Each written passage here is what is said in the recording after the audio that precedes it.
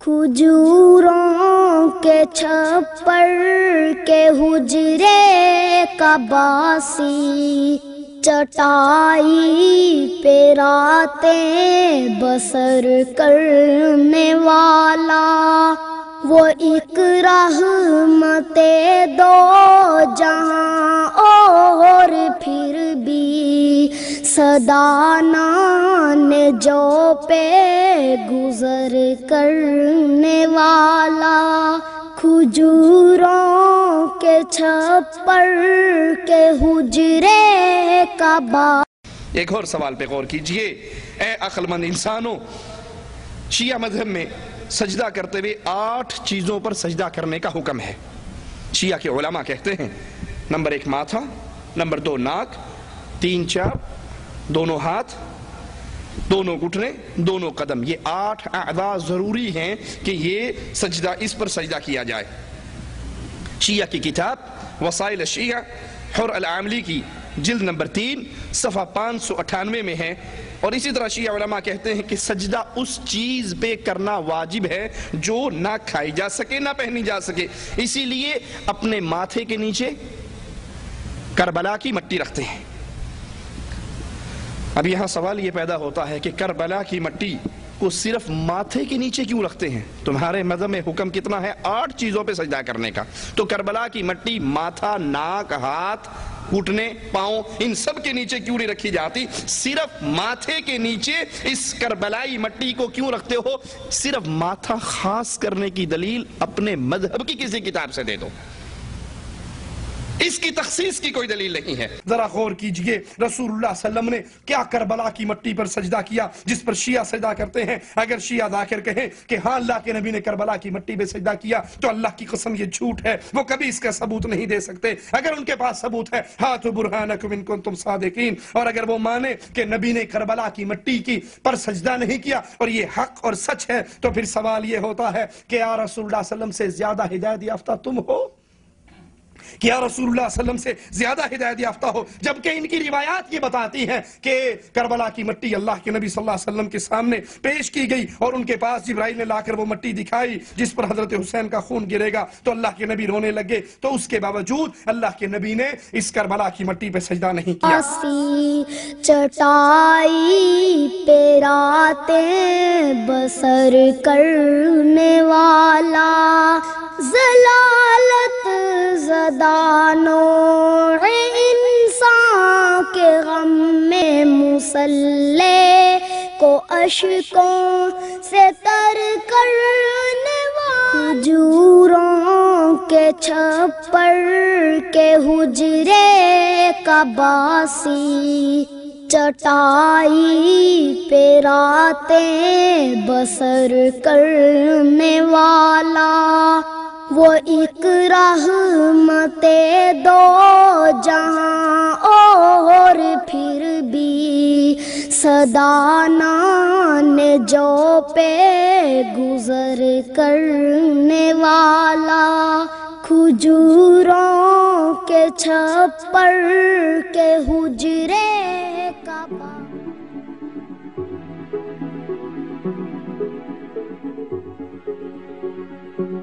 غمون درباره دلارو میخوره شربلو میباره با اون نسیمی که داره عطر گل یار.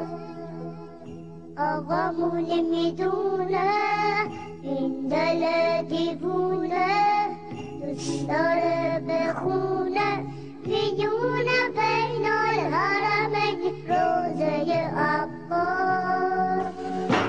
آقامون دلبره دلارو میخره کربلا میبره با اون نسیمی که داره عطر گل یار.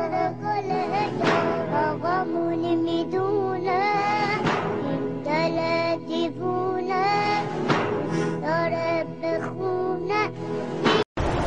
جناب پیغمبر کی ایک حدیث ہے جعلت لی الارض مسجدا وطہورا، جس کو شیعہ سنی سب اس حدیث کو مانتے ہیں، کسی کے پاس کوئی اختلاف نہیں اس مسئلے میں. پیغمبر نے ارشاد فرمایا کہ زمین کو میرے لیے سجدہ کرنے کی جگہ اور طہارت کی جگہ بنایا ہے. طہارت یعنی تیمم کرنے کی جگہ بنایا ہے.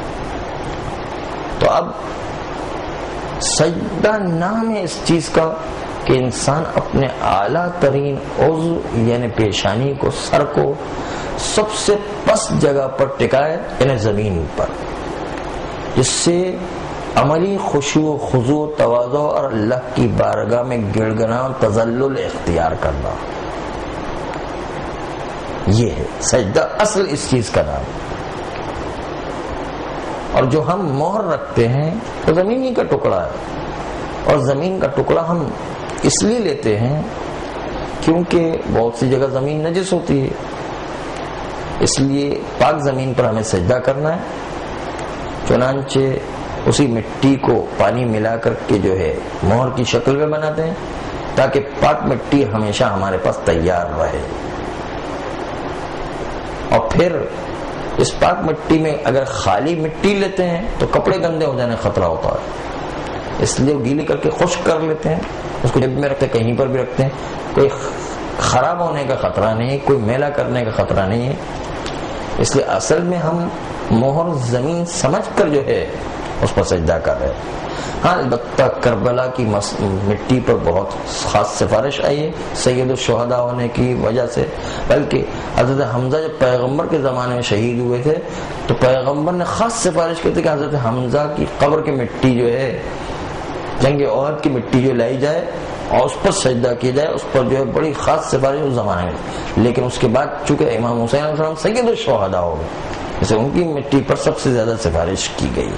ورنہ ہے مٹی زمین پر سجدہ کرتے ہیں. ہم کوئی مہر کو بت یا خدا نہیں مانتے ہیں، مٹی مانتے ہیں کہ جس پر سجدہ کرنا ہے.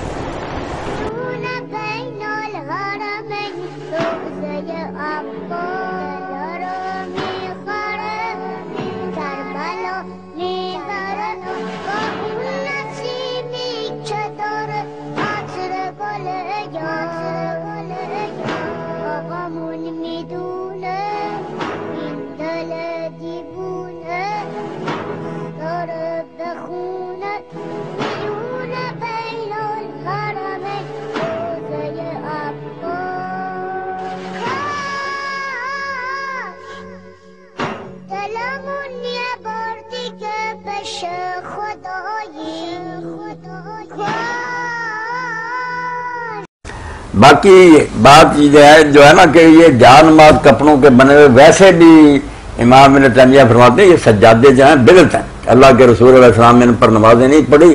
ہم مجبور ہیں کہ ہر جگہ بچھے ہوئے مسجدوں میں قالین بچھے، یہ کوئی طریقہ نہیں.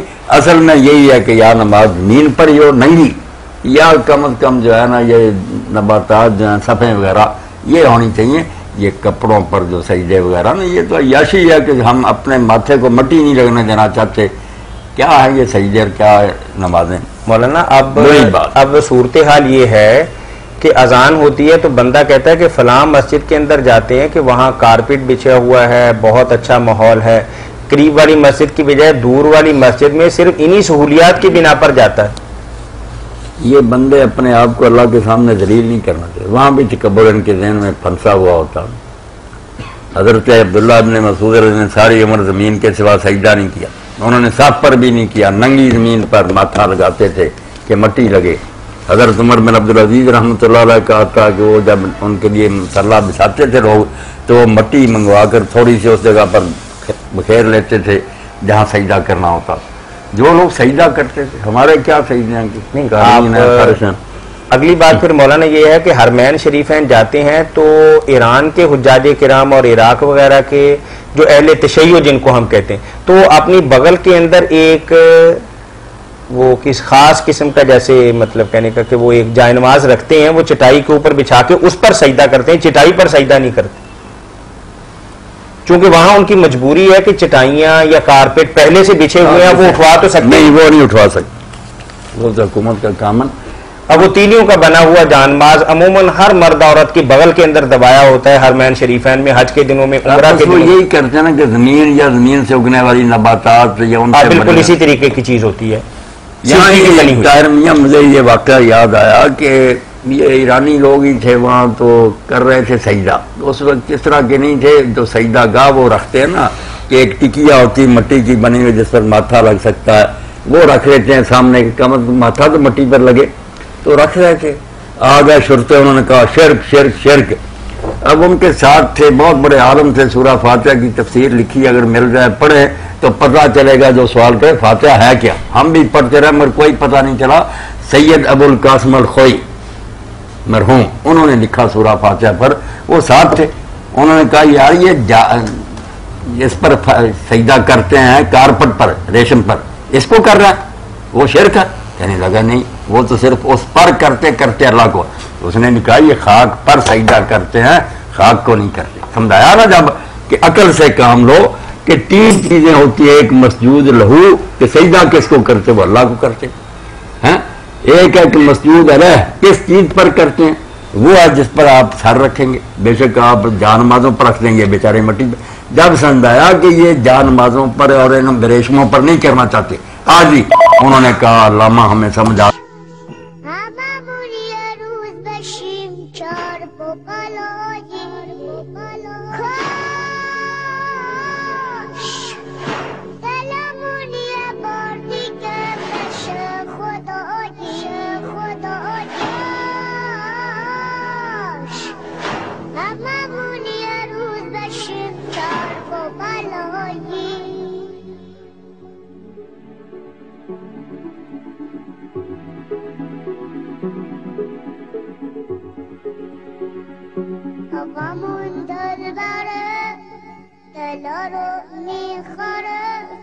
شربلو میں پر با اون نسیمی چطور عطر گل یار آقامون میدونه این دل دیوونه دوست داره. جبکہ ان کی روایات یہ بتاتی ہے کہ کربلا کی مٹی اللہ کے نبی صلی اللہ علیہ وسلم کے سامنے پیش کی گئی اور ان کے پاس جبرائیل نے لا کر وہ مٹی دکھائی جس پر حضرت حسین کا خون گرے گا تو اللہ کے نبی رونے لگے. تو اس کے باوجود اللہ کے نبی نے اس کربلا کی مٹی پہ سجدہ نہیں کیا.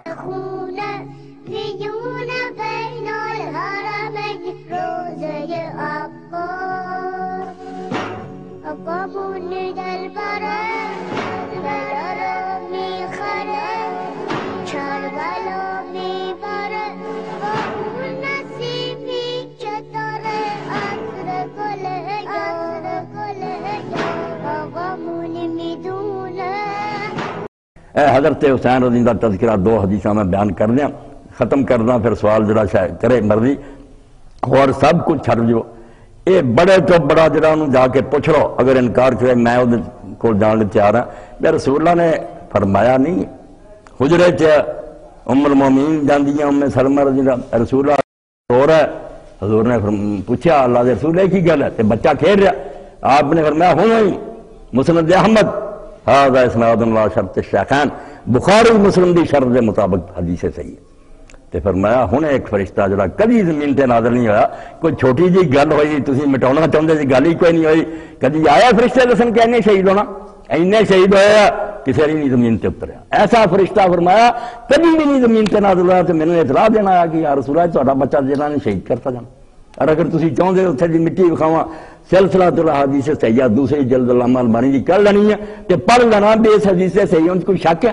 تے چلاکی کی ہے حضرت ام الفضل دی حدیث کر لینی کہ حضرت ام الفضل عباس رضی اللہ دی بیوی آئیاں, انہوں نے آکھیا یا رسول اللہ میں خواب دیکھیا بڑا برا جا خواب, میں دس ہی نہیں سے. فرمایا کی ہے خواب ہے یا رسول اللہ کہ فاطمہ دا ایک ٹکڑا کٹ کے میری گود چا گیا. رسول اللہ نے فرمایا ام الفضل عباس رضی اللہ دی بیوی سے حضور سے چاچے دی بیوی کہ کوئی برا خواب نہیں, فاطمہ دے بچہ پیدا ہونا تیری گود نے پرورش پاؤنی. تو حضرت حسین رضی اللہ پیدا ہوئے, حضرت ام الفضل نے پڑھ اے واقعی ضعیف ہے, محمد بن مصعب دے ضعیف راوی ہے, اور شداد جڑا وہ حضرت ام الفضل نہیں ملیا, ٹھیک ہے گل, مگر ہوشیاری ہے کہ کمزور سند دی دعائی دے دو شیخ الحدیث بھئی میں جڑی حدیث کی گل کرا وہ خامی کڈو کہ حضرت ام سلمہ رضی اللہ دی جڑی مسند احمد ہے بخاری اور مسلم بھی شرط ہے وہ خامی کڈو, کمزور حدیث نہیں لئی جاندے. ابو طفیل تو آئی یا ام سلمہ تو آئی علی تو آئی, انہوں نے دریا برد کرنا دے.